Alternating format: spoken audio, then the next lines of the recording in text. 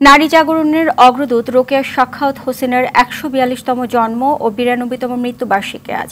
নারী পুরুষের সমান অধিকার নিশ্চিতে উল্লেখযোগ্য ভূমিকা রাখায় বাঙালি নারী শিক্ষার অগ্রদূত এবং সমাজ সংস্কারক রোকেয়া সাখাওয়াত হোসেনের অবদানকে স্মরণ করতে প্রতি বছর এই দিনে পালন করা হয় বেগম রোকেয়া দিবস।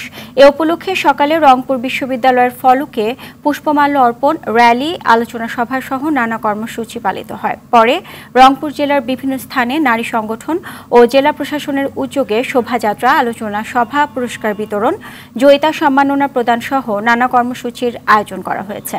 এদিকে দিবসটি উপলক্ষে জয়িতা অন্বেষণে বাংলাদেশ শীর্ষক কার্যক্রমের আওতায় জেলা প্রশাসন, মহিলা বিষয়ক অধিদপ্তর, খাগড়াছড়ির আয়োজনে ৪ নারীকে জয়িতা সংবর্ধনা দেওয়া হয়েছে। সকালে টাউন হল মিলনায়তনে এই সংবর্ধনা দেওয়া হয়। দেশের প্রত্যেকটা নারী স্বাবলম্বী হবে, শিক্ষা জীবনে অগ্রগতি করবে, তারা জীবনে ইন্ডিপেন্ডেন্ট হবে।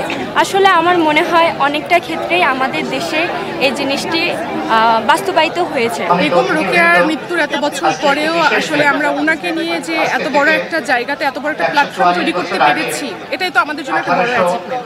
উনি কি করেছেন সেই ইতিহাস অনেক পুরনো হলেও সেটা চির নতুন, চির সবুজ। বেগম রোকেয়া মূলত উনি তো নারীর জাগরণের যে স্ফুরণটা সেটা উনি তৈরি করে দিয়েছেন এবং